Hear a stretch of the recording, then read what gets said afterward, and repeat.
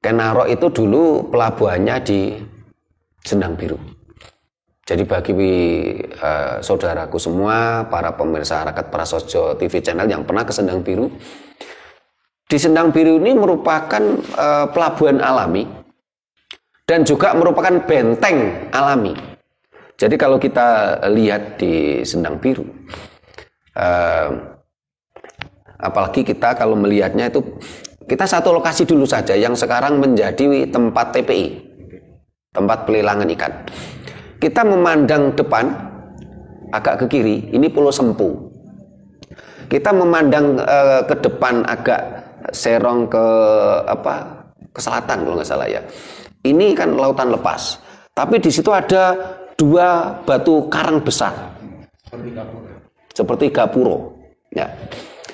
Ini kan merupakan pertahanan yang luar biasa.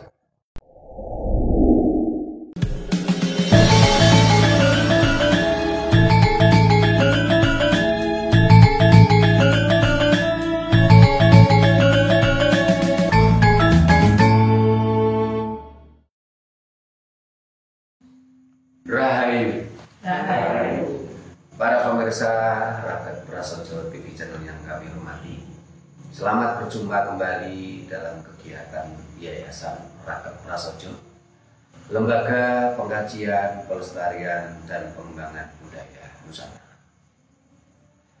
Nah, para pemirsa, ini beberapa waktu yang lalu di grup Raket Prasojo 2 kalau nggak salah, ini ada anggota yang bertanya, kita ini harus mengikuti leluhur yang mana? Karena kita mau mengikuti leluhur pra Demak atau pasca Demak. Kalau bicara leluhur kita yang pra Kesultanan Demak, tentu sudah bukan rahasia lagi. Semuanya ngiblatnya ke Timur Tengah. Karena Demak bahkan sampai Mataram ini merupakan bagian dari kekhalifahan Ottoman Turki. Bahkan di jejak digital ini masih bisa ketelusuri bagaimana pidatonya Nasrullah Sultan Hamengkubuwono. Ini yang menyatakan bahwasanya Kesultanan Jogja merupakan lanjutan, terusan bagian dari kekhalifahan Ottoman Turki. Ini masih banyak di media sosial yang bisa kita termasuk kita pernah share juga di grup Raket Prasojo. Sehingga akhirnya banyak orang yang bertanya, yang kita ikuti leluhur yang mana? Leluhur pasca Kesultanan Demak ataukah pra atau sebelum Kesultanan Demak? Karena itu akan kita bahas di saat ini. Kita sebaiknya mengambil sikap yang mana?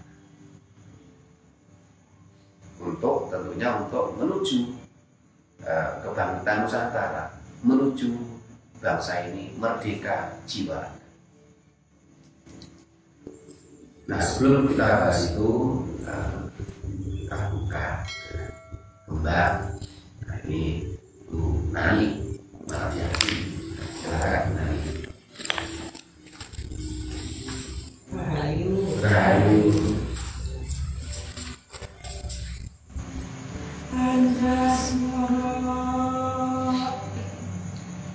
Hari kami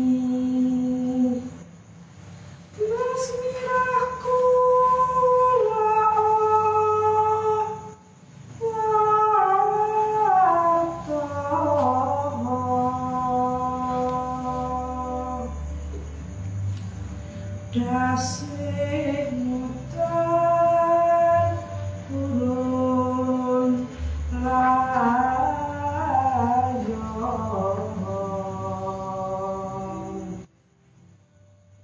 eneng kuda apa linggo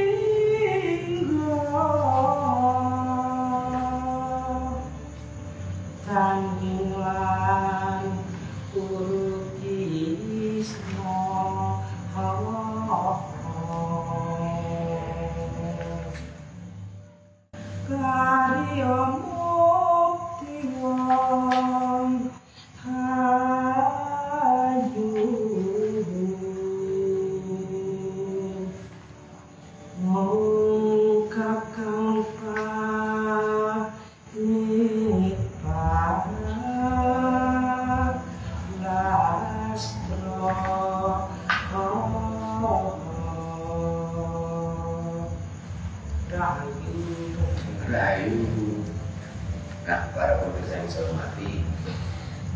yang tadi tembang Ganda Bulung menceritakan tentang Anjasmara Arimami. Ini menceritakan bagaimana Anjasmara, putri dari patih legender yang ditinggal dipamit untuk maju perang, Damarwulan, yang mencoba berperang melawan Adipati Wurubisma atau Adipati Minakjingga dari Blambangan. Ini ada keterkaitan dengan apa yang mau kita bahas tadi. Bahwasanya leluhur mana yang mau kita ikuti. Ketika kita sedikit membahas dari tembangnya Bu Nani tadi, ya, memang kita sebagai bangsa yang besar, kita bisa dikatakan cukup prihatin. Karena secara ilmu ilmu sejarah, bangsa ini belum atau tidak mempunyai histori. Histori adalah pencatatan sejarah secara universal dan objektif. Kita seringkali yang disuguhkan oleh keadaan ini adalah distori. Distori merupakan pencatatan sejarah itu sesuai selera pemenang. Sehingga kalau kita lihat tentang Serat Damarwulan yang akhirnya menjadi tembang yang ditembangkan Bu Nani tadi. Ini Serat Damarwulan ini kan dirakit atau diciptakan. Ini kalau nggak salah setelah era Sultan Agung. Nah, di situ menceritakan Adipati Blambangan ini menjadi sosok antagonis. Ya. Sementara Damarwulan, Ratu Kencana Wungu ini menjadi sosok protagonis. Ini mirip juga seperti halnya cerita tentang Pangeran Sedolepen atau dan putranya yaitu Arya Penangsang. Ini dalam versi babat yang diciptakan oleh orang-orang Mataram, oleh orang-orang Sultan Agung. Minakjingga dan Pangeran Sedolepen ini menjadi tokoh antagonis. Orang-orang Mataram menjadi tokoh protagonis. Nah, ini kenapa kok bangsa kita seperti itu gitu loh. Menjadi bangsa yang hipokrit atau munafik gitu loh. Karena pencatatan sejarah tidak universal dan objektif, lebih cenderung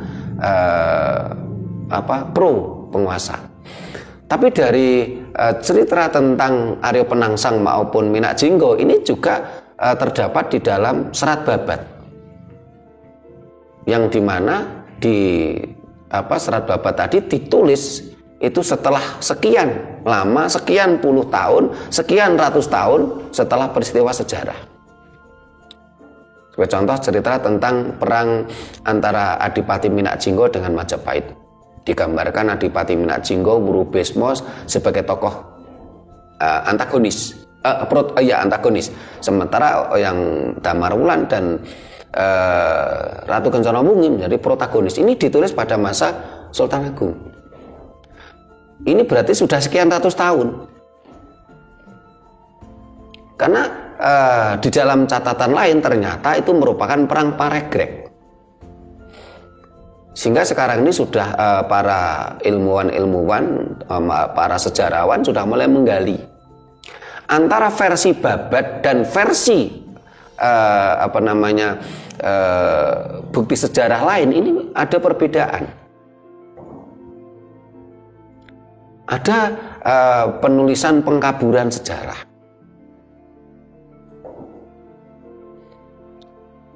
Jaraknya antara perang Paregreg yang jadi tembang ditembang oleh Bu Nani tadi dengan Sultan Agung selisihnya kurang lebih sekitar Demak sekitar 100 atau 150 tahun. Kalau Minak Jinggo ke Sultan Agung ini selisihnya sekitar 50 tahun. Karena kalau dengan Aryo Penangsang, kalau Minak Jinggo selisihnya kurang lebih 150 tahun, barangkali hampir 200 tahun. Tetapi kalau Aryo Penangsang dan Pangeran Sidolepen, Serat Babat ditulis ketika masa Sultan Agung, ini selisihnya kurang lebih ya 50 sampai 100 tahun, karena peristiwa Aryo Penangsang adalah peristiwa ketika dengan Panembahan Senopati. Nah, Panembahan Senopati itu kan kakeknya Sultan Agung. Panembahan Senopati adalah raja pertama Mataram, ya. Orang menyebutnya Mataram Islam untuk membedakan dengan Mataram kuno yang pendiri Borobudur. Nah, setelah Panembahan Senopati kan digantikan oleh putranya, Pangeran digantikan oleh Sultan Ageng Hanyokroowati. Setelah itu baru digantikan Sultan Agung Hanyokrokusumo. Jaraknya cukup lama, antara 50 sampai 100 tahun. Ini yang mulai banyak ilmuwan mulai bongkar gitu loh. Nah, ini apakah merupakan budaya kita, ya? Budaya kita yang hipokrit atau munafik, penulisan sejarah sesuai selera penguasa, ataukah ini ada pengaruh dari luar gitu? Ya. Ini yang harus kita kupas, ya. Ini terkait dengan tadi leluhur mana yang harus kita ikuti. Leluhur kita pra Kasultanan Demak ini pernah menguasai dunia. Nanti kita suguhkan dua-duanya. Jadi pra Kasultanan Demak, leluhur kita pernah menguasai dunia. Majapahit itu menguasai dunia kurang lebih sepertiga dunia yang dikuasai selama kurang lebih 200 tahun. Singhasari ini menguasai sekitar Asia Tenggara sekarang dengan ekspedisi Pamalayunya yang mulai dirintis oleh kakek-kakeknya, yaitu Moleh Kenaro, merupakan wangsa Rajasa. Saya pernah membaca penelitiannya seorang tentara dari Angkatan Laut, ya, marinir. Bagaimana beliau meneliti Ken Arok ini adalah cikal bakal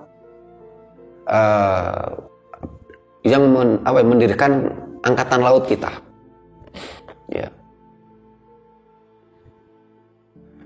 Ken Arok itu dulu pelabuhannya di Sendang Biru.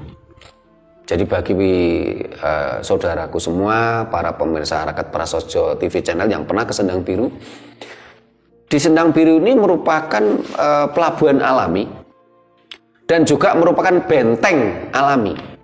Jadi kalau kita lihat di Sendang Biru, apalagi kita kalau melihatnya itu, kita satu lokasi dulu saja yang sekarang menjadi tempat TPI, tempat pelelangan ikan. Kita memandang depan agak ke kiri, ini Pulau Sempu. Kita memandang ke depan agak serong ke selatan kalau nggak salah, ya. Ini kan lautan lepas. Tapi di situ ada dua batu karang besar, seperti gapuro. Ya. Ini kan merupakan pertahanan yang luar biasa. Angkatan laut musuh ini tidak bisa begitu saja mudah masuk, ya, karena terhalang gapuro tadi. Nah, ketika terjadi tembak menembak meriam di laut lepas, ya, kita bisa begitu mudahnya untuk menembak musuh kita. Tapi musuh kita tidak begitu leluasa menembak kita karena ada batu karang besar di situ. Ini kan pertahanan alami yang luar biasa. Ini yang dulu yang merintis adalah Ken Arok atau Ken Anggruk sebenarnya. Kalau saat ini lidah banyak orang menjadi Ken Arok, padahal sebenarnya Ken Anggruk. Ken Anggruk itu dari kata angkruk itu duduk dengan kehormatannya. Angkruk dalam etimologi menjadi cangkruk. Tapi kalau Ken Arok ini kan harus kita pertanyakan karena sastra Jawa mengenal vokal O ini setelah Sultan Agung. Ini mulai banyak ditemukan penelitian-penelitian. Jadi dulu itu dalam sastra Jawa itu tidak mengenal vokal O, tapi O, ya, dan lebih dominan A, ya. Sehingga ya Kertanegara bukan Kertonegoro, ya. Itu Ken Angkruk, bukan Ken Arok, ya. Bukan Ken Arok, ini Ken Angkruk. Angkruk dari kata angkruk itu duduk dengan etimologinya menjadi cangkruk. Cangkruk itu kan duduk dengan apa? Cangkruk itu duduk dengan nyaman. Cangkruk itu kan duduk dengan nyaman. Sampai sekarang kan jadi cangkrukan itu kan duduk ngobrol dengan nyaman. Kenyamanan itu otomatis kan berarti kekuasaan. Jadi Ken Angkruk itu menggambarkan seorang tokoh yang duduk dengan segala kenyamanannya. Bukan Ken Arok. Nah, kembali ke tadi pelabuhan Sendang Biru tadi, ya. Kita bisa memandang musuh dengan leluasa. Kita bisa menembaki dengan leluasa. Entah itu menembaki lewat jalur laut maupun lewat jalur pulau di sekitarnya. Karena sebelah kiri ada Pulau Sempu, sebelah kanan itu daratan yang sekarang menjadi yang dikelola oleh salah satu anggota kita, yaitu Pak Saptoyo, Dewan Penasihat kita, yaitu Pantai Tiga Warna yang kemarin dapat Kalpataru Presiden itu termasuk pengurus di Rakyat Prasojo. Ini menggambarkan bahasanya memang kita dulu pernah menguasai dunia. Kita memiliki angkatan laut yang begitu kuat. Ya. Nah, ketika bicara tentang kekuatan laut, ini sebenarnya kekuatan laut kita itu sudah ada mulai Mataram kuno. Sehingga ketika kita pergi ke Candi Borobudur, abad ke-7 Borobudur dibangun, di situ ada relief tentang kapal layar. Kapal layar yang dibuat tiang pancangnya miring. Sehingga kalau leluhur kita dulu merupakan penguasa dunia, ini didukung oleh banyak bukti. Sementara abad ke-6 dan ke-7, mohon maaf, Eropa masih gelap gulita, paling hanya kenal sampan dan dayung.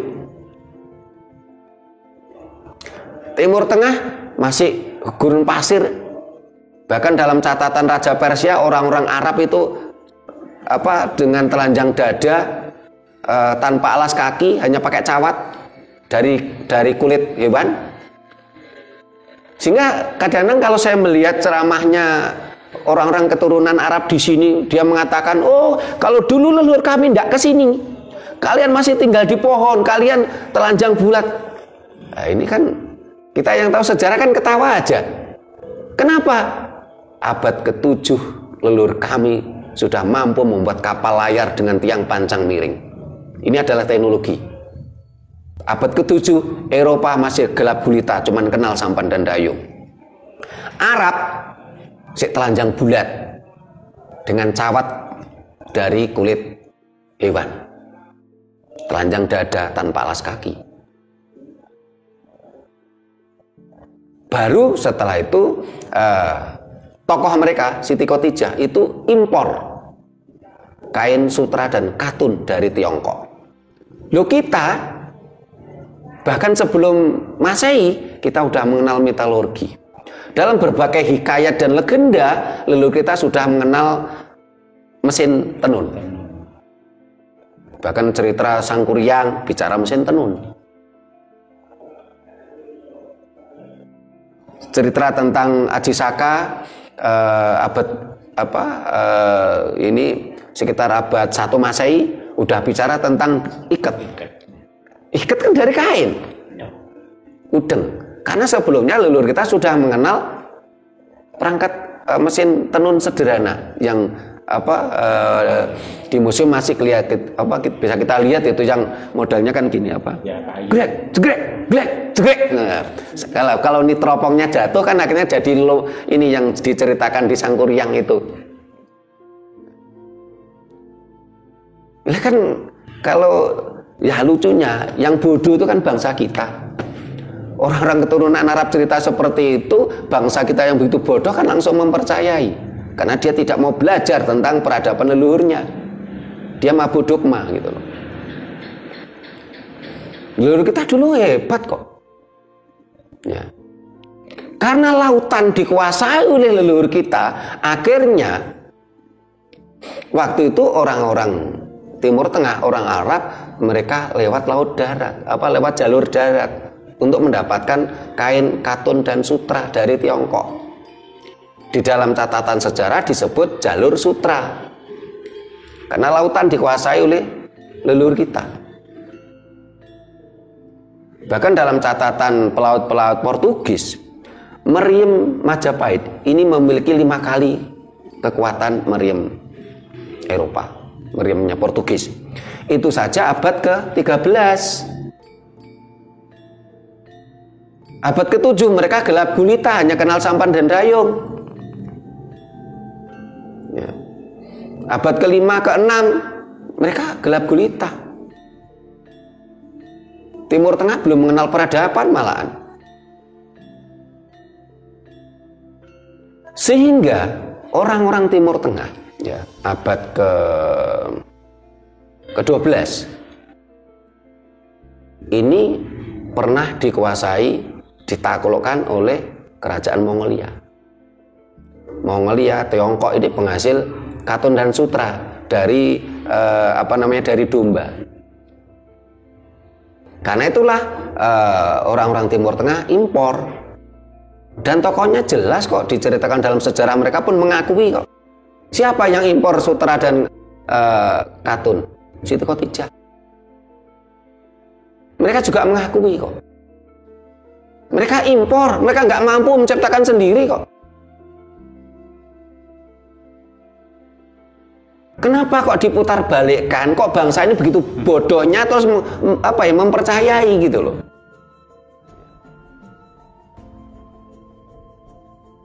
Ini fakta sejarah gitu loh. Bahkan mohon maaf, tokoh agama yang namanya Gus Muafik itu di videonya ngakui kok bagaimana Timur Tengah hancur dikuasai Mongol. Cina hancur dikuasai Mongol. Eropa hancur waktu itu dikuasai oleh Mongolia. Tetapi kerajaan Mongolia tidak mampu menaklukkan kita. Mereka mengirim utusan, oleh Raja Kertanegara dipotong telinganya. Ini kan simbol. Simbol apa? Simbol kalau Raja Kertanegara raja yang berdaulat, raja yang kekuatannya besar. Dipotong telinganya itu kan kalau umpamanya ngomong kasar kan gini. Oh, rungokno dobolmu, rungokno kupingmu, rungokno gobokmu. Kita kerajaan besar gitu loh. Ini kan dipotong telinganya gitu loh. Bukan dipotong tangannya. Ini kan simbol gitu loh. Akhirnya apa? Tentara Mongolia itu dihadang oleh tentara Singosari yang dirintis oleh Ken Arok tadi. Itu di ekspedisi Pamalayu. Jadi Tomasik itu menjadi saksi hidup bagaimana kita menghancurkan tentara Mongolia. Tomasik itu sekarang Singapura, ya, Malaka. Sayangnya ya, bangsa ini tidak mau belajar tentang sejarah leluhurnya. Memang pemutarbalikan fakta ini kan seringkali mereka lakukan. Kita tidak memiliki histori. Histori itu pencatatan sejarah yang objektif dan universal. Kita cenderung membuat distori. Distori itu pencatatan sejarah sesuai selera penguasa atau pemenang. Bahkan kalau lihat dari sejarah mereka sendiri, ada terjadinya distori. Apa itu bentuknya distori? Mereka membuat penggiringan mindset. Oh, sebelum ajaran kami ada, orang-orang Arab itu jahiliyah. Ya. Padahal ketika kita lihat fakta sejarah secara objektif dan universal, kita tidak memihak siapa-siapa. Sebelum ajaran mereka ada, di Arab itu toleransinya tinggi. Ya. Toleransinya tinggi. Di sana itu ada sekian ratus patung. Ya. Patung itu simbol Tuhan. Mereka rukun-rukun aja kok, walaupun mereka banyak menyembah patung-patung tadi. Ya. Bagi yang tidak senang kan ini dianggap berhala toh. Sementara kan setiap orang kan memiliki pemikiran masing-masing. Fakta sejarah, walaupun di situ banyak patung, mereka ini toleransinya tinggi. Mereka saling menghormati kok. Sementara setelah ajaran ini datang, toleransi hilang loh. Oh, kalau kamu tidak menyembah Tuhan seperti yang saya sembah, bunuh. Nah, ini fakta sejarah loh. Saya tidak memihak siapa-siapa. Dan mereka pun juga mengakui kok. Cuman mengakui dalam versi mereka gitu loh.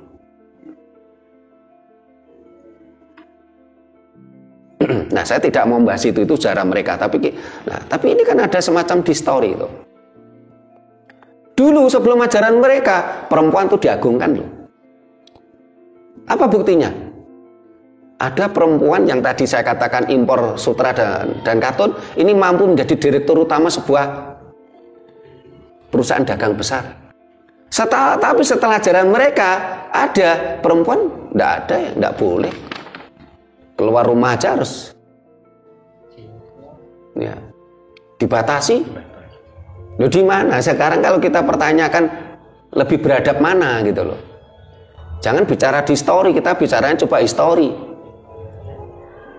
Kita membaca sejarah secara objektif dan universal gitu loh. Kadang-kadang saya berpikir apakah ya bangsa kita menuliskan di story tadi ini karena terpengaruh cerita ini. Karena cerita ini cukup menguasai bangsa kita sampai detik ini gitu loh. Mereka memberikan contoh penulisan sejarah secara distori. Ya. Sehingga akhirnya muncul tadi cerita tentang Minak Jinggo. Ya, wah ini tokoh antagonis ini. Diceritakan Minak Jinggo itu kayak buto, kayak raksasa gitu ya. Kalau kita lihat di ketoprak gitu, kan Minak Jinggo kan digambarkan buruk rupa, ya seperti raksasa gitu ya, cacat. Terus sementara Damar Wulan itu diceritakan seperti satrio yang bagus, ya. Ini kan cerita babat, ya. Sementara kalau dalam cerita sejarah, ya, ini kan memang ada perang saudara, ya, di perang Paregreg. Ini karena ada provokator. Provokatornya siapa? Ya mereka itu. Ya. Karena kalau kita lihat itu kan memang masuknya awal dari ajaran dari Arab kan dari sana, dari Banyuwangi. Ya. Ini dalam masa pemerintahan Ratu Suwita. Di dalam ajaran mereka itu kan tidak mengenal perempuan menjadi pemimpin. Akhirnya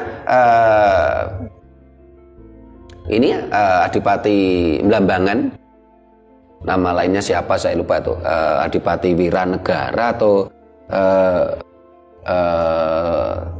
nah nanti bisa dibuka di Google ada. Nah ini kan merupakan adiknya Ratu Suwita. Mereka berpikir ya kalau yang jadi raja itu kakak perempuanku, ya saya rela saja, karena itu memang haknya kakak saya. Tapi dalam menjalankan roda pemerintahan, ini yang lebih dominan itu suaminya Ratu Suwita. Nah, kalau suaminya Ratu Suwita ini kan sebenarnya nggak punya hak.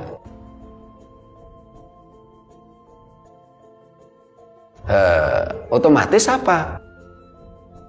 Adipati Blambangan kan memberontak. Tapi ditulis di dalam Babad Damarwulan kan seolah-olah ini kan menjadi tokoh antagonis. Terjadilah distori di situ. Terus umpamanya cerita tentang Aryo Penangsang. Bapaknya Aryo Penangsang atau Pangeran Sekar Sedolepen atau Pangeran Surawiyoto. Ini kan sebenarnya yang berhak menjadi raja. Karena setelah Adipati Unus yang berhak menjadi raja adalah putranya, yaitu Pangeran Surawiyoto. Tetapi Pangeran Surawiyoto dibunuh oleh Sunan Prawoto dan Sultan Hadiri. Terbunuhnya di sungai. Akhirnya Pangeran Surawiyoto dikenal dengan nama Pangeran Sekar Sedolepen. Sedo itu meninggal, Lepen itu sungai. Meninggalnya di sungai. Akhirnya yang menjadi raja adalah Trenggono yang merupakan adik dari ini Sunan Prawoto. Nah, Sultan Trenggono akhirnya punya menantu Joko Tingkir. Joko Tingkir akhirnya ke Panembahan Senopati. Nah, akhirnya kan penulisan Babad ini cenderung apa? Aryo Penangsang itu menjadi tokoh antagonis. Panembahan Senopati ini menjadi protagonis karena memang menjadi dia seperti bak pahlawan pendiri Mataram dari alas Mentawok. Nah, ini kan sesuatu penulisan yang distori juga. Sehingga kalau kita bicara tentang cerita rakyat ini, bagi masyarakat daerah Cepu, Bluro, ini Pangeran Surawiyoto dan Aryo Penangsang ini dikagumi di sana. Walaupun karena begitu pengaruhnya Mataram begitu kuat, sampai-sampai ex kerajaan Cipang Panolan ini menjadi seperti hutan belantara, nggak begitu dirawat. Saya pernah ke sana, menjadi hutan. Kemarin ada orang mendirikan LSM semacam kerajaan Cipang Panolan, mudah-mudahan ini dirawat. Tapi kan untuk merawat itu kan butuh biaya. Sementara sekian tahun yang menguasai adalah dari kerajaan Mataram. Keturunannya Panembahan Senopati, musuhnya Aryo Penangsang. Jadi leluhur kita, pra Kasultanan Demak, ini hebat-hebat. Majapahit menguasai dunia sepertiga dunia. Bahkan ada yang mengatakan 2/3 dunia kita kuasai. Sampai daerah Madagaskar. Sampai sekarang orang Madagaskar itu mengakui dia keturunan Jawa, keturunan Nusantara. Singosari menguasai Asia Tenggara. Mataram kuno dengan segala teknologinya, saya pernah membaca literasi di Cina, nggak tahu Cina Utara kalau nggak salah. Itu ada namanya Provinsi Kambaluk. Ini bagian dari Mataram kuno. Ketika dunia gelap gulita karena dikuasai oleh kerajaan Mongol, ya, Genghis Khan Kublai Khan, Eropa dikuasai, Timur Tengah, dunia Arab dikuasai, mereka tidak mampu menguasai Jawa. Bahkan tentara mereka dihabisi oleh Kertanegara, sampai akhirnya mereka balas dendam. Bagi orang-orang yang mabuk Arab, ini kadang-kadang menyerang kita. Pada waktu itu kan kita merupakan budaknya India kan katanya. Karena agama yang dianut leluhur kita itu Hindu Buddha. Nah, Ini juga terjadi pemelintiran sejarah. Kita sudah telusuri bahwasannya keyakinan leluhur kita ini bukan Hindu-Buddha. Tetapi keyakinan ajaran leluhur kita dulu merupakan ajaran Siwa Buddha. Siwa Buddha itu bukan Hindu-Buddha. Banyak video kita yang sudah mengupas Siwa Buddha. Siwa dalam bahasa Jawa kuno artinya angkasa, Buddha dalam bahasa Jawa kuno artinya bumi. Buddha tulisannya biasa B-U-D-A, bukan Buddha. Karena dalam catatan sejarah lain di India, agama Hindu baru dikenal tahun 1870. Yang memberi nama kata Hindu malahan sarjana dari Inggris. Karena di India ada sungai Sindhu, ada lembah Sindhu. Ya. Kalau di Indonesia kata Hindu dikenal mulai tahun 1959. Diakui secara resmi oleh pemerintah kita tahun 69. Jadi tidak benar Majapahit itu kerajaan Hindu. Ini terus kita gaungkan gitu loh. Supaya masyarakat kita itu melek sejarah. Ajaran Siwa Buddha itu jauh beda dengan ajaran Hindu dan Buddha, walaupun ada kemiripan, tapi beda gitu loh. Leluhur kita dulu begitu merdeka jiwa raga. Kita tidak terjajah ideologi asing. Ajaran Siwa Buddha dengan kitab sucinya adalah serat teles alam semesta. Bahkan ternyata kita semua tidak bisa lepas dari hukum alam serat teles. Bahkan dari tokoh-tokoh agama yang saat ini diyakini oleh sebagian bangsa kita, tokohnya sendiri tidak bisa lepas dari hukum alam. Masa hidupnya pernah membunuh orang, dia mati dibunuh orang. Ini kan hukum alam. Siapa menanam akan menuai. Dia pernah memerintah anak buahnya untuk memenggal musuh kepala musuhnya dan kepalanya diarak. Akhirnya cucunya pun kepalanya diarak. Dipenggal, diarak kepalanya. Ini saya bicara sejarah, saya tidak bicara like and dislike, saya tidak bicara suka atau tidak suka, saya tidak bicara benci pada kelompok tertentu, itu tidak. Saya mencoba bicara tentang sejarah. Saya tidak bicara tentang suka atau tidak suka. Bukan, saya tidak bicara tentang kebencian. Kita semua tidak bisa lepas hukum alam. Bahkan walaupun itu tokoh agama sekalipun. Karena kita bagian dari alam, sehingga kita tidak bisa lepas hukum alam. Kalau saya lihat di medsos saya, terutama di TikTok, caci maki luar biasa. Mereka mengiranya kita mau entah caci maki dengan kata-kata kotor, kata-kata kasar, ya. Terus mereka mengiranya kita ingin mencoba membangkitkan istilah mereka itu Brindavan, ya, ajaran India, kita kembali menjadi Buddha India. Karena pengetahuan mereka dangkal gitu loh. Saya semakin yakin ketika mereka mencaci maki saya semakin yakin kalau ajaran leluhur kita ternyata lebih bagus.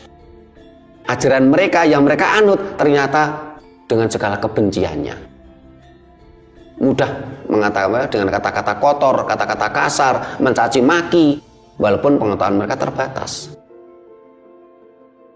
Mereka tidak mampu melihat dengan nalar sehat mereka. Leluhur kita Prah Kesultanan Demak itu merdeka jiwa raga. Kita tidak menjadi budak bangsa manapun, bahkan kita mampu menguasai sepertiga dunia. Bahkan ketika saya ketemu dengan saudara kita yang ada di Thailand, di Kamboja, ketika saya menjadi litbang MSKN dan saya mencoba saya beberapa kali yang mengikuti kegiatan MSKN, saya ketemu mereka bangga kok mengatakan mereka keturunan Majapahit.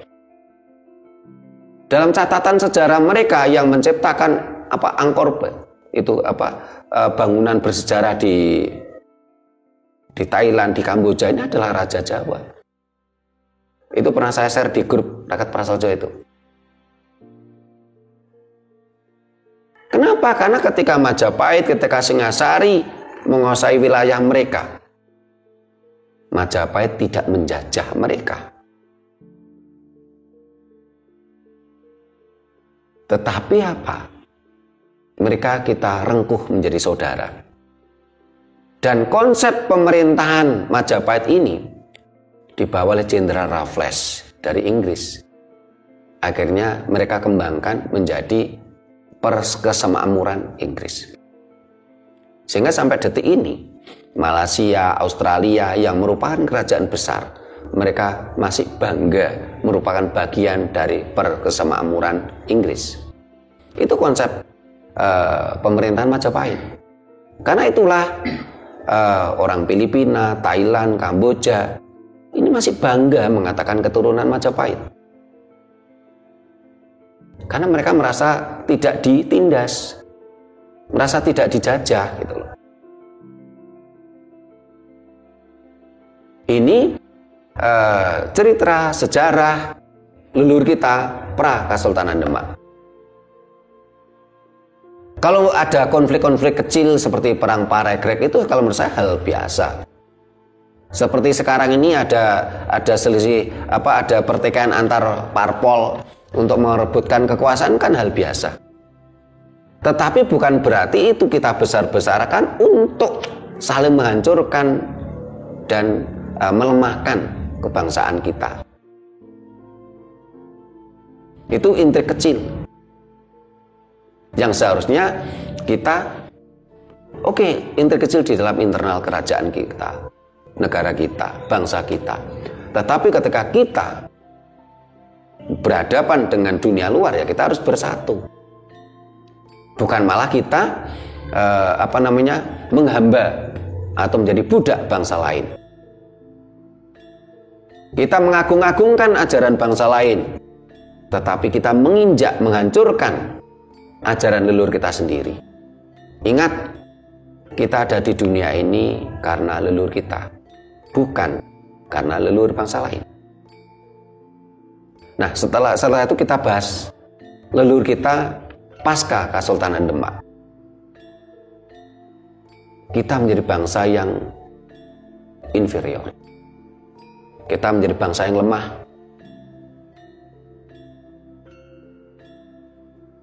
Kita menjadi budak bangsa lain. Kita menjadi bagian dari kekhalifahan Ottoman. Sehingga gelar-gelar raja setelah pasca Kesultanan Demak selalu di situ dikatakan kekhalifahan ing tanah Jawi. Bagian dari kekhalifahan Ottoman. Kita menjadi budak bangsa lain. Kita tidak merdeka jiwa raga kita. Terus kita mengagung-agungkan ideologi bangsa lain. Padahal ketika kita pelajari secara ilmiah, secara universal, secara objektif, ideologi bangsa lain tadi tidak lebih hebat, tidak lebih baik daripada ideologi ajaran leluhur kita. Kita menjadi bangsa lemah, kita menjadi bangsa kecil. Ya. Ketika masa Majapahit ya, pra Kesultanan Demak, kita menjadi bangsa besar. Nusantara itu satu bendera, merah putih. Orang Jawa mengatakan gendero gulo klopo. Tapi setelah pasca Kesultanan Demak, jangankan bicara Nusantara, Jawa ini aja, ini terpecah belah menjadi banyak kerajaan kecil. Ada yang tercatat saja, ada kerajaan Pajang yang turun ke menjadi kerajaan Mataram. Ya. Di agak barat sana ada kerajaan Banten, ada kerajaan Galuh, ada kerajaan Cirebon. Seiringnya waktu berjalan, Mataram pecah menjadi 4, Kasunanan, Kasultanan, Kadipaten Pakualam, Kadipaten Mangkunegaran. Cirebon pecah menjadi apa? Kanoman, Kasepuan, ya. Menjadi 4 juga. Banten ada kerajaan sendiri. Dan setelah itu kita diwarnai cerita bagaimana anak berani ke bapaknya. Sultan Patah berani ke Brawijaya. Walaupun ini masih polemik ya, ada yang mengatakan itu babat, kebenarannya masih belum teruji. Oke, tapi itu tetap catatan sejarah. Bagaimana Raden Patah berani ke Brawijaya bapaknya. Setelah itu bagaimana Kian Santang berani ke bapaknya, Prabu Siliwangi. Kalau Raden Patah berani ke Brawijaya, sampai detik ini masih ada istilahnya itu istilahnya selisih pendapat. Tetapi kalau Prabu Satria ya, Pangeran Kian Santang berani ke Prabu Siliwangi, ini sudah catatan sejarah, sudah fix. Semua orang mengakui. Terus lagi, bagaimana Sultan Haji berani ke bapaknya Sultan Ageng Tirtayasa, itu juga catatan sejarah hitam bangsa ini. Ini adalah pengaruh ideologi asing. Kita mau sadari atau tidak. Nah sekarang kita kembalikan ke masyarakat, ke bangsa ini, ke penonton. Anda mau ngikuti yang mana? Ngikuti leluhur kita yang pra Kesultanan Demak, yang merdeka jiwa raga? Ataukah Anda mau ngikuti leluhur Anda yang pasca Kesultanan Demak, yang menjadi jongosnya bangsa lain? Kita tidak lagi merdeka jiwa raga kita. Kita menjadi bahan bangsa lain. Kita akhirnya menjadi negara jajahan. Jajahan Kekhalifahan Ottoman, jajahan pemerintah Hindia Belanda, jajahan Jepang. Renungkan sendiri, kita pilih yang mana. Nah ini supaya lebih gayeng. Nah ini seharusnya ada kondok takon ini. Siapa dulu yang mulai ini? Nah, yeah. Rahayu. Saya mau tanya, kalau gitu namanya sejarah itu kan jatuh bangun. Jatuh bangun, terus nah kita itu sebagai generasi itu kan satu awam. Ya, nenek moyang kita itu sebetulnya yang sebenarnya yang di Jawa itu ikut yang menganut dari Mataram atau dari apa gitu kan, kita kurang paham gitu. Yeah. Itu aja, makasih. Terima kasih Pak Ki. Rahayu Bu Nani, silakan. Rahayu. Terjawab sudah apa yang ditanyakan oleh anggota. Yeah. Terutama saya sebagai wanita itu sangat kesinggung, merasa diremehkan lah. Sebab peranan wanita itu sangat penting sekali untuk perkembangan dunia. Nah, dulu dikatakan bahwa sebelum kesultanan itu wanita sangat dihargai. Itu saya sangat bangga sekali sebagai wanita. Di situ juga punya peranan penting. Juga pasca kesultanan itu sudah ada menandakan bahwa peradaban sebelum itu sudah maju, yang dibuktikan dengan adanya penguasaan sepertiga dunia, terus relief-relief peninggalan bersejarah, terus juga menghargai wanita. Itu yang saya sangat salut sekali. Di situ wanita diagung-agungkan dan sangat dihargai. Tapi kenapa sesudah pasca kesultanan, disitulah segalanya seperti posisi wanita itu seperti diremehkan. Itu yang saya tidak setuju. Karena wanita itu punya peranan penting juga dalam pembangunan. Terima kasih Rahayu. Mas Anton, Mas Jono, ada yang mau sampaikan? Rahayu. Belajar dari sejarah sebelum dan pra.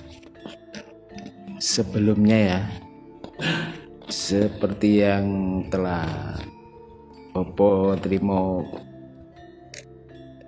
intikan tadi, kita sebetulnya harusnya berpikir cerdas, mewawas sebelum dan sesudah ya. Bahwa sebelum kita prasejarah tadi ya, sebelum dari yang itu tadi, kita ini adalah bangsa yang sangat ditakuti dan disegani dunia. Sampai sepertiga dunia kita bisa menguasai, tapi dengan tidak menjajah. Tapi setelah masuk doktrin yang seperti itu, sampai terjadi yang namanya tidak bisa dipungkiri, itu adalah catatan sejarah kelam bangsa kita. Anak berani melawan orang tua, dan disitulah mulai terjadinya kerapuan di antara kita. Jadi kalau dulu kita adalah orang-orang yang seperti itu, tangguh, bersatu dalam satu bendera Gulo Klopo. Tapi setelah ada yang namanya Kekhalifahan Ottoman Turki, maka ini tidak bisa dipungkiri, dengan mudahnya ya penjajah masuk ke negeri kita. Meskipun dulu bukan Indonesia ya dulu ya, mudah mengadu domba. Jadi kita diadu domba, kita mau, akhirnya beliau-beliau itu bisa menguasai, contohnya Belanda sampai 350 tahun. Padahal Belanda itu negeri kecil. Ya, mengapa bisa menguasai seperti itu ya? Karena dari doktrin tadi. Jadi kalau saya ambil kesimpulan dari Bopo Trimo tadi ya, bahwa sebelum ya pra dan setelah itu sangat jauh berbeda sekali. Dari ajaran budi luhur atau budi pekerti yang dulu kita anut, dan ada ajaran doktrin dari yang namanya Kekhalifahan Turki. Gitu aja Bopo. Terima kasih.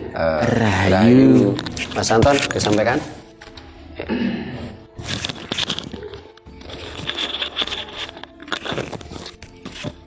Rahayu. Rahayu Mas Anton. Yang bisa dikatakan leluhur itu siapa saja? Leluhur kita maksudnya. Leluhur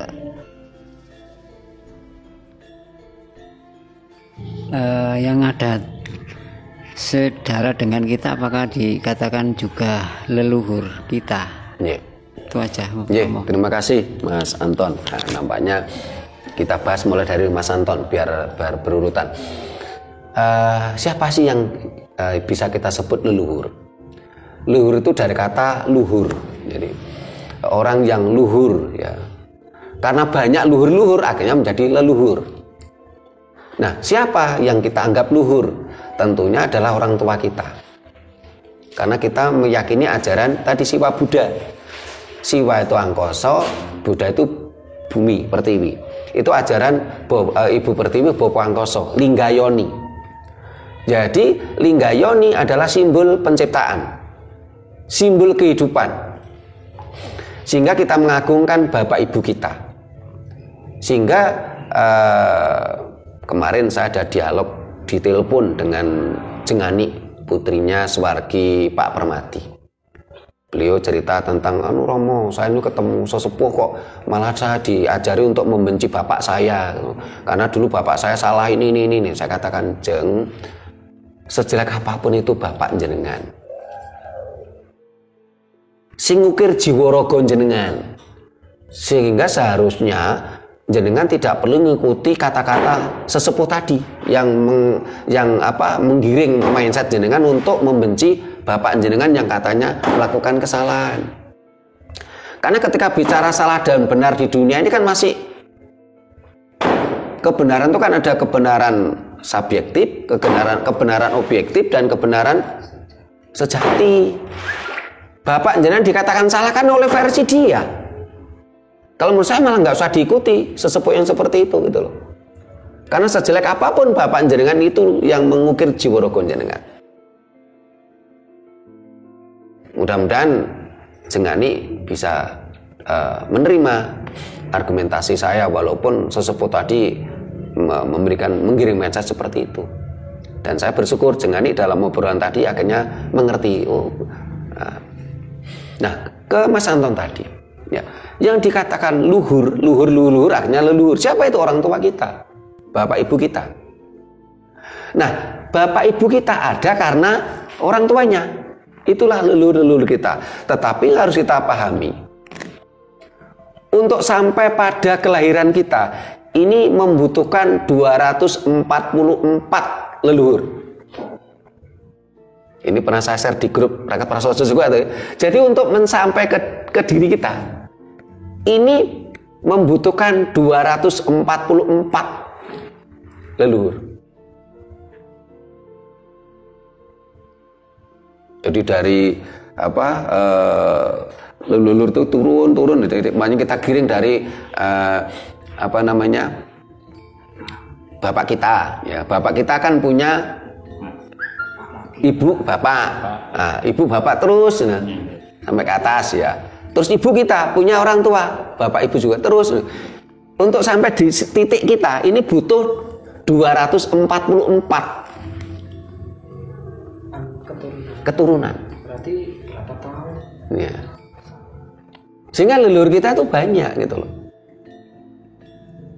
Ya bisa jadi dulu, mohon maaf ya, kita ini keturunannya salah satu tokoh yang kita kenal. Tetapi jangan sampai kita suka ngaku-ngaku. Nah,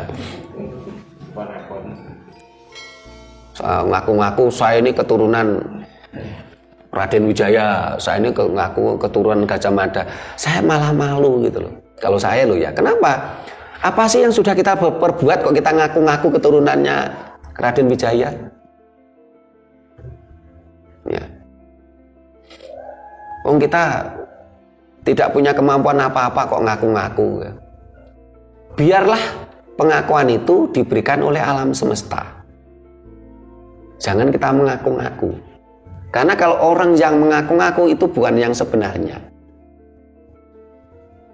Pengakuan yang benar adalah pengakuan dari alam semesta. Ya. Ini dari Mas Anton. Kalau dari Mas Jono tadi kan cenderung kondo tadi. Jadi ternyata leluhur kita itu dari pasca Kesultanan Demak dan pra Kesultanan Demak itu bedanya jauh.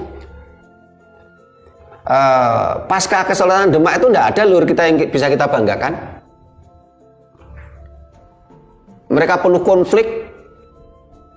Pada Kesultanan Demak saja yang tercatat cuma 35 tahun masa pemerintahan Kesultanan Demak. Ini penuh konflik keluarga loh.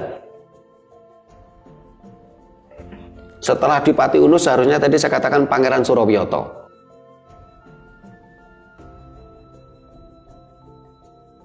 Penuh konflik. Nggak ada yang bisa kita banggakan.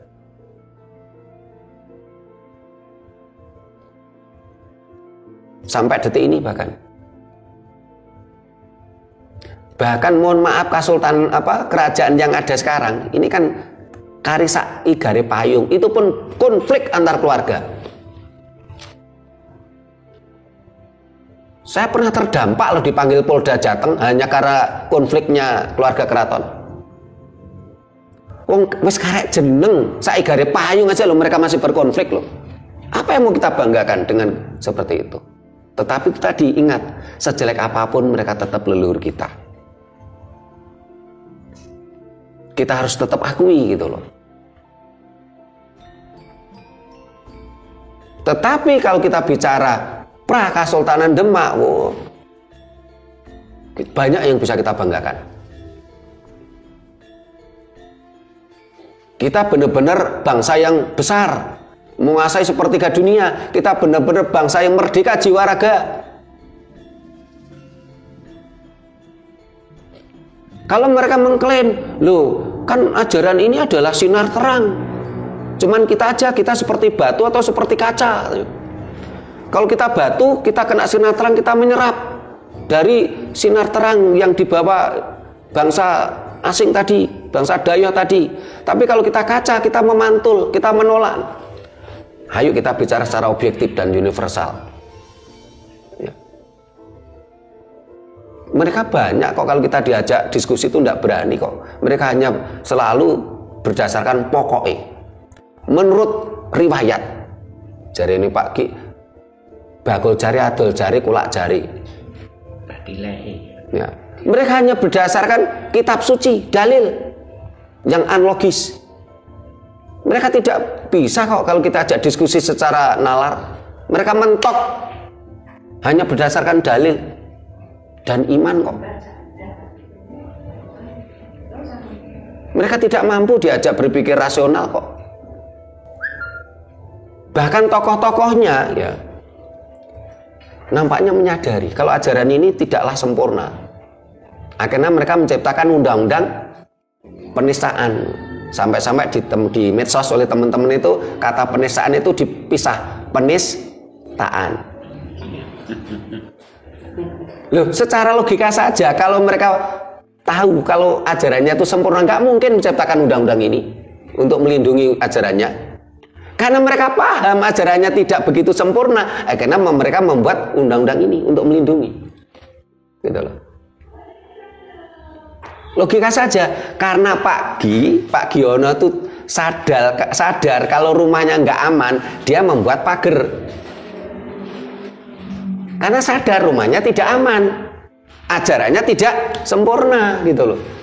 Akhirnya membuat pagar untuk melindungi. Loh, kalau dia sadar ajarannya sempurna, kalau Pak Giono itu sadar rumahnya itu aman, nggak perlu buat pagar. Logika saja gitu loh.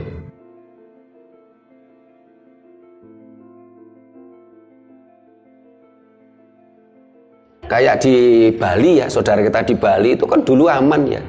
Mereka di rumah-rumah orang Bali ini tidak ada pagar.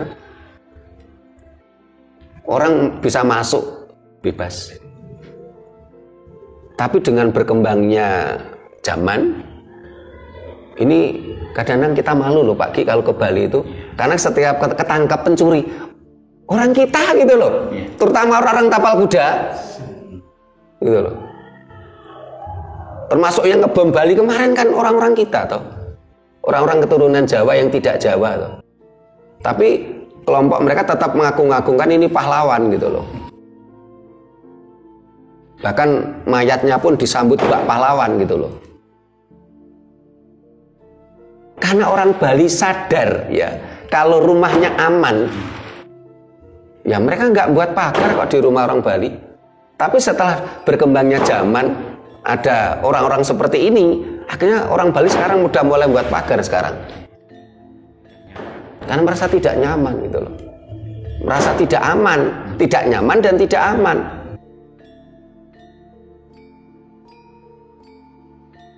Ayo kita berpikir cerdas gitu loh.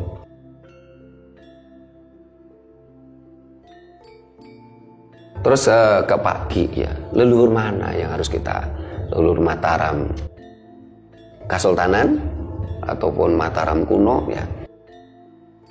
Ya memang harus tadi saya katakan diakui atau tidak, kita keturunan mereka Pak Ki. Apalagi mohon maaf saya dengan Bu Nani itu yang mempertemukan kan sama-sama waktu itu Bu Nani dapat gelar keraton waktu itu yang saya tidak dapat gelar waktu itu karena tapi saya yang memfasilitasi kan waktu itu, karena panitia minta tolong saya supaya menyambungkan ke bupati pinjem pendopo kabupaten. Tapi dari situ juga Bu yang saya akhirnya dipanggil Polda Jateng itu, karena saya memfasilitasi, karena di keraton sendiri ada konflik. Loh, saya jawab apa adanya. Terus saya ini kan LSM yang bergerak di bidang budaya.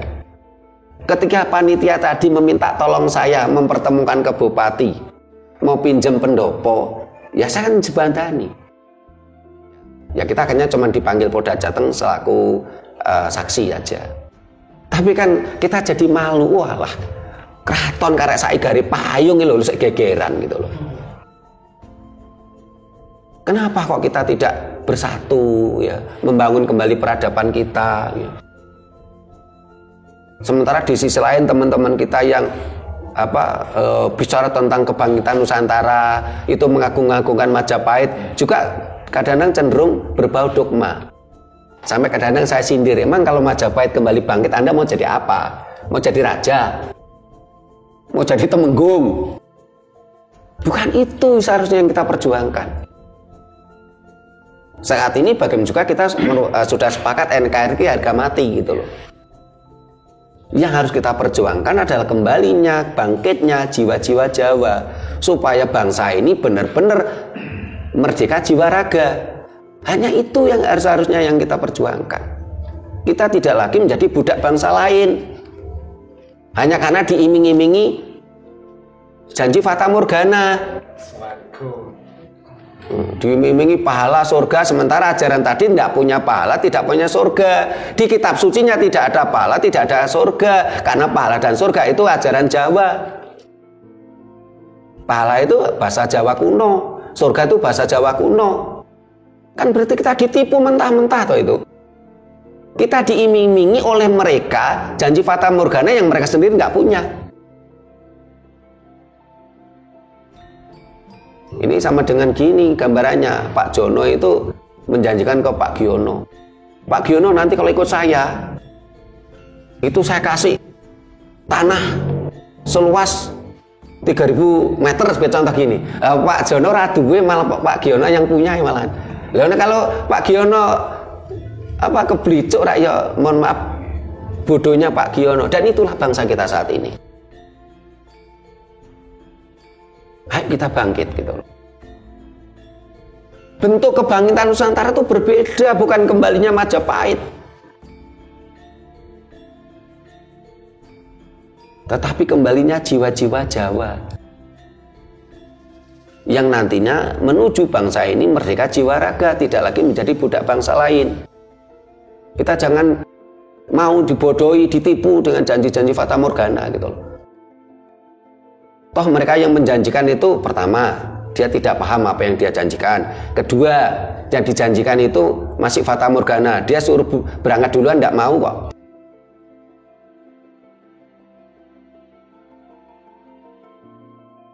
Kita harus benar-benar berpikir cerdas. Nah, ke Bu Nani tentang wanita. Loh, kalau kita bicara emansipasi wanita, itu wanita Indonesia itu tertindas itu setelah datangnya ajaran tadi malahan. Karena itu sesuai dengan dari sumbernya sono gitu loh. Setelah ajaran tadi di sono pun juga sama, wanita tidak dapat tempat. Hanya menjadi mesin produksi saja. Nggak dapat tempat gitu loh. Wanita itu menjadi manusia yang sekedar objek penderita, mesin ternak produksi saja. Kan tergantung kita tuh mau sadar atau tidak. Sementara leluhur kita yang pra Kesultanan Demak, kita pernah punya raja-raja perempuan yang hebat. Itu menandakan apa? Di bangsa kita, wanita menjadi raja itu hal biasa. Tapi ajaran yang satu ini, wah ini memusuhi banget wanita jadi pemimpin. Nggak boleh. Jangankan pemimpin bangsa, menjadi pemimpin ritual aja nggak boleh kok. Padahal pemimpin ritual itu kan cuman pemimpin internal toh.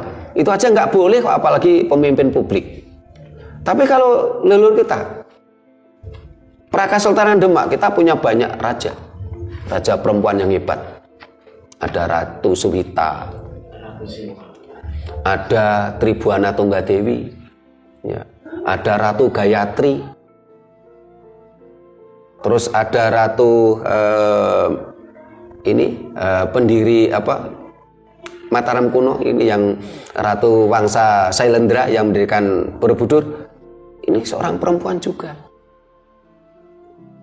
Terus Ratu Sima yang dikatakan Mas Jono tadi. Ratu Sima itu dalam catatan sejarah saya sekolah masa kecil, itu ditulis Ratu Sima itu abad ketiga. Lokasi kerajaannya di Kalingga. Kalingga itu di lereng Gunung Kelut, daerah Keling sekarang, Kediri. Sehingga di sana saat ini banyak ditemukan prasasti kuno. Kita kemarin pernah ke sana. Ya. Tetapi saat ini dibelokkan seolah-olah Ratu Sima ini identik dengan Ratu Kalinyamat. Ratu Kalinyamat ini pada masa Demak. Ini orang-orang yang pro Arab ya, mabuk Arab itu kan mengidentikan Ratu Sima ini Ratu Kalinyamat. Ratu Kalinyamat adalah istri dari Sultan Hadiri yang membunuh Pangeran Suropyoto tadi.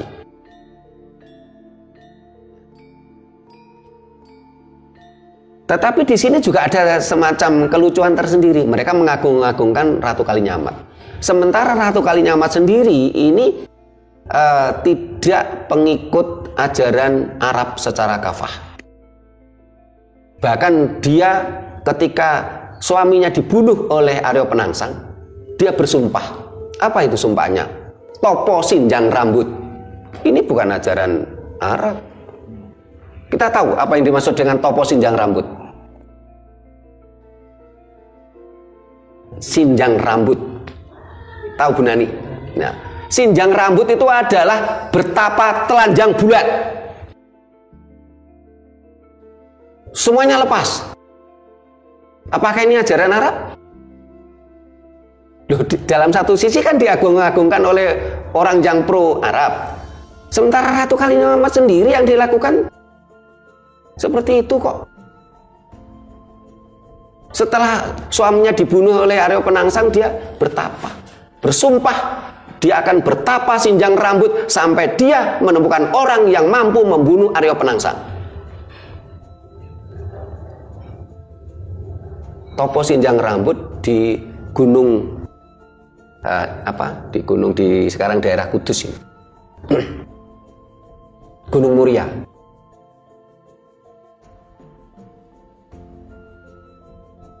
Sinjang itu kan sewek Bu. Berarti topo sinjang rambut apa? Dia telanjang bulat hanya ditutupi dengan rambut. Dia tidak mau berpakaian sampai ketemu orang ya, yang bisa membunuh Aryo Penangsang dan membawa darahnya untuk keramas rambutnya.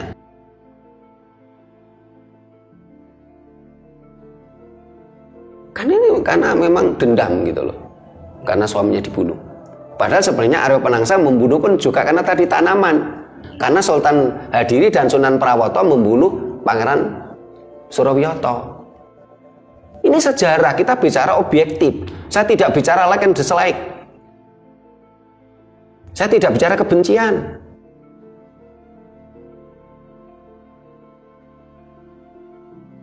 Sementara kalau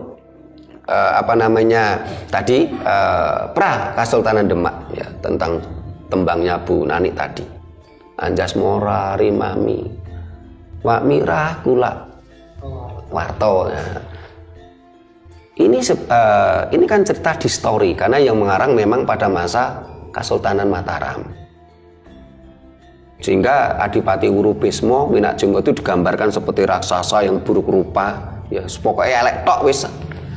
Tetapi kalau orang Blambangan, orang Banyuwangi sekarang itu menganggap Minakjenggo itu tokoh yang dihormati, mirip dengan Aryo Penangsang di Cepu dan Bloro, tokoh yang dihormati. Berbeda cerita versi Mataram. Versi Mataram Aryo Penangsang nih, tokoh antagonis, Minakjenggo tokoh antagonis ya, diceritakan yang buruk rupa ya. Padahal Adipati Minakjenggo nama lainnya adalah Bre Wirabumi. Bre Wirabumi ini juga merupakan putra dari Kertabumi yang orang mengenalnya adalah Bre Wijaya V. Sebenarnya awalnya tuh Bre Wijaya. Maksudnya apa? Wangsa Wijaya.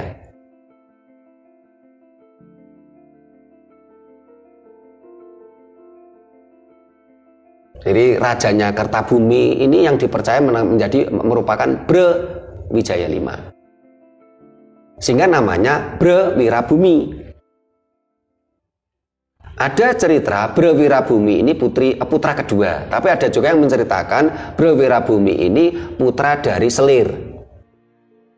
Sehingga yang berhak menjadi raja adalah Ratu Suhita. Awalnya landai-landai saja, karena Brewirabumi berprinsip kalau yang jadi raja kakak perempuan saya ya tidak masalah, karena dia memang pewaris. Tetapi ketika suaminya itu mendominasi lah, timbul ketidakrelaan gitu loh. Mantu kok ya. Ceritanya seperti itu. Sehingga kalau Bu Nani bilang, bicara perempuan Prakesultanan Demak banyak yang bisa kita banggakan, Bu. Ratu Suwita, Ratu Kencono, Ratu Tribuana Tunggadewi. Kalau Kencono Wungu itu masih dalam cerita babat, sehingga sekarang masih polemik. Seperti halnya tadi yang disampaikan Mas Jono. Kalau cerita tentang Raden Patah berani ke Brawijaya V, ini masih polemik sampai detik ini. Tapi kalau cerita tentang Raden Kian Santang berani ke Prabu Siliwangi, ini fakta sejarah. Bagaimana Sultan Haji berani pada Sultan Ageng Tirtayasa, ini fakta sejarah. Ini catatan hitam bangsa kita setelah kedatangan ajaran Dayoh ke sini. Termasuk tentang cerita bagaimana Panembahan Senopati atau Danang Sutawijaya berani kepada Sultan Hadiwijaya. Karena ada cerita lain, versi lain yang masih polemik juga ya kebenarannya. Kalau Danang Sutawijaya ini adalah merupakan putra dari Sultan Hadiwijaya hasil Lembu Peteng. Maksudnya Lembu Peteng itu putra istilahnya ya peteng gitu loh. Peteng itu gelap gitu loh.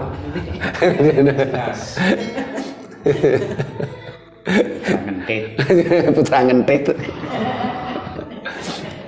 Sehingga namanya Danang Sutawijaya. Danang adalah panggilan anak lanang, Suto itu anak, Wijaya nama bapaknya. Ini berarti apa? Cerita sama, anak berani ke bapak, ke orang tua, gitu loh. Ya, ini perlu penelusuran terus ini. Ya. Karena ini cerita-cerita ini ada yang sudah menjadi fakta sejarah karena didukung dengan berbagai literasi, ada juga yang masih polemik karena pendukungnya belum kuat.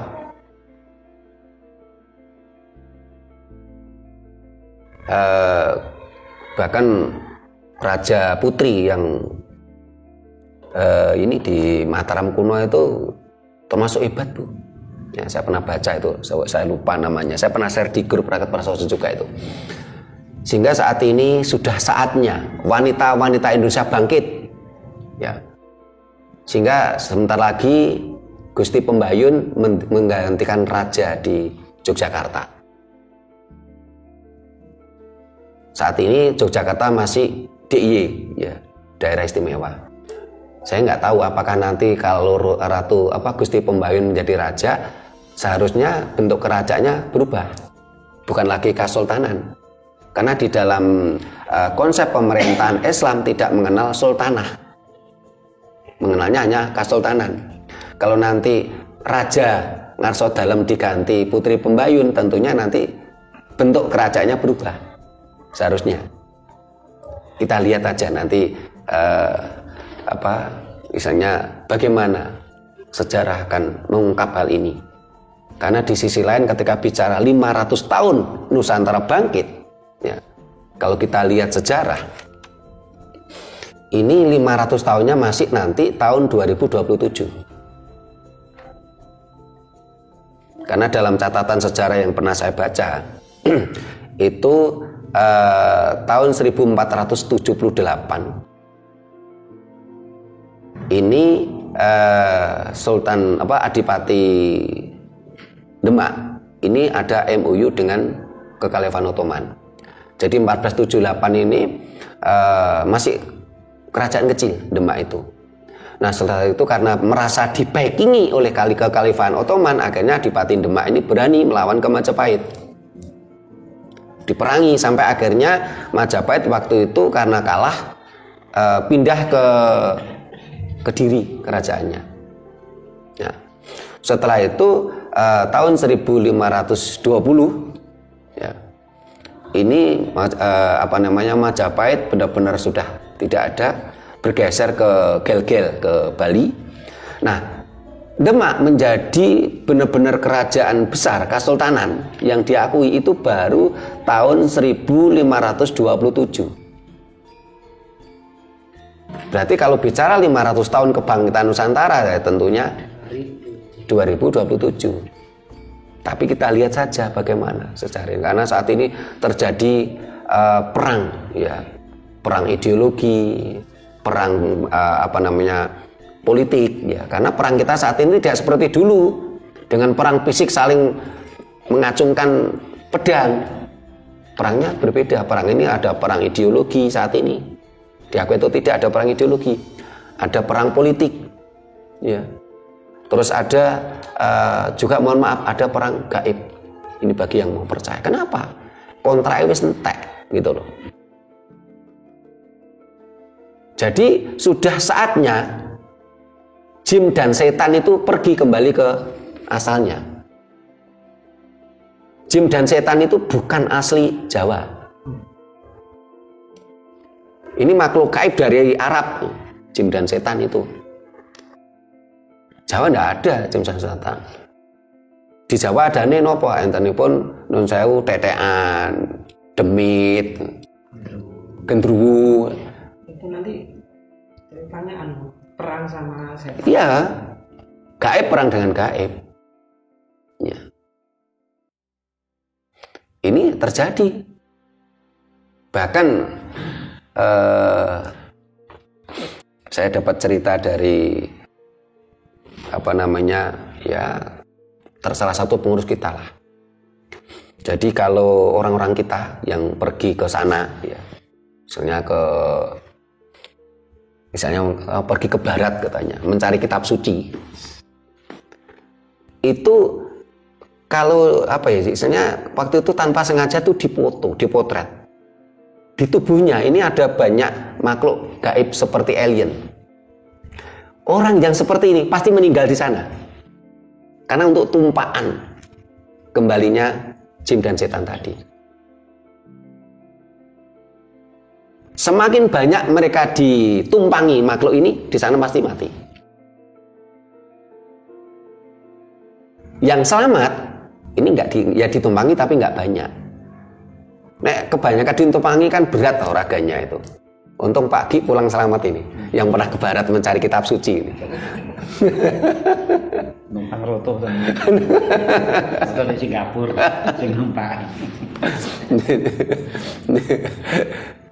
Waktu itu saya ditunjukkan fotonya, kaget loh, kok ada ini makhluk seperti alien. Ini foto tanpa sengaja dan dulu pernah saya simpen di HP saya, cuman saya gonta-ganti HP, akhirnya fotonya hilang. Ya. Saya kaget ditunjukkan itu. Tidak tahu apakah nanti ada lagi orang yang memotret orang-orang yang berangkat ke barat mencari kitab suci itu ada lagi muncul lagi, ya saya kurang tahu. Ya, ada lagi yang mau ditanyakan ini. Biarkan pemirsa yang menilai, kita mau ngikuti leluhur yang mana? Leluhur pasca Kesultanan Demak atau leluhur pra Kesultanan Demak? Yang merdeka jiwa raga, bukan menjadi budak bangsa lain. Ya bukan budaknya Cina, ya bukan budaknya Arab, ya bukan budaknya India. Kita menjadi bangsa yang benar-benar merdeka jiwa raga, saling menghormati. Kita tidak perlu memusuhi Cina, tidak perlu memusuhi Arab, tidak perlu memusuhi India, tidak perlu. Tetapi kita menjadi bangsa yang besar, bangsa yang merdeka jiwa raga, yang saling menghormati. Bukan kita diinjak-injak, direndahkan seperti saat ini. Terutama wanita. Harus kembali bangkit wanita-wanita Indonesia. Mudah-mudahan kita berharap Putri Pembayun ini menjadi simbol kebangkitan wanita Nusantara. Nih, ada lagi yang mau disampaikan ini sebelum kita tutup ini. Sampun. Oh, Mas Anton mau ada yang ditanyakan. Bagaimana cara kita berbakti kepada leluhur? supaya kita tidak melupakannya. Oh iya, bagaimana kita berbakti ya? Salah satunya kita mengikuti kata-katanya, mengikuti ajarannya. Karena yakinlah, leluhur kita tidak mungkin menyesatkan keturunannya, tidak mungkin menyesatkan kita dengan ajarannya. Karena ajaran leluhur itu berdasarkan pengalaman mereka, berdasarkan serat teles. Ya. Serat teles itu yang sesuai dengan alam kita. Tetapi kalau ajaran asing ini berkemungkinan besar menyesatkan kita. Kenapa? Karena ajaran tadi didapatkan di daerah yang tidak sesuai alamnya dengan kita.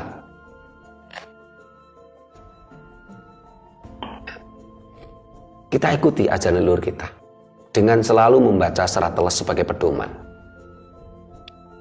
Kita selalu berbakti pada leluhur-leluhur kita. Kalau bisa ya seperti yang sering kita ungkapkan, bagaimana leluhur kita mengajarkan kepada kita bahwasanya energi itu kekal, kata sains dan teknologi. Leluhur kita mengatakan apa? Urip iku langgeng, hidup itu kekal. Sekarang harus kita belajar mengolah bagaimana hidup kita ya, bisa berkomunikasi dengan hidupnya leluhur kita. Sukmo sejati kita ini bisa berkomunikasi dengan sukmo sejatinya leluhur kita. Dan sekaligus sukmo sejati kita bisa berkomunikasi dengan sukmo kawekas. Ya, ada lagi yang ditanyakan. Ya, kita terus belajar Mas Anton, karena kita adalah lembaga pengkajian. Bagi yang tidak cocok, jangan miso-miso. Kalau Anda mengumpat malah menandakan SDM Anda rendah. Karena SDM yang berwawasan luas tentunya tidak akan gampang mengumpat dengan kata-kata kotor.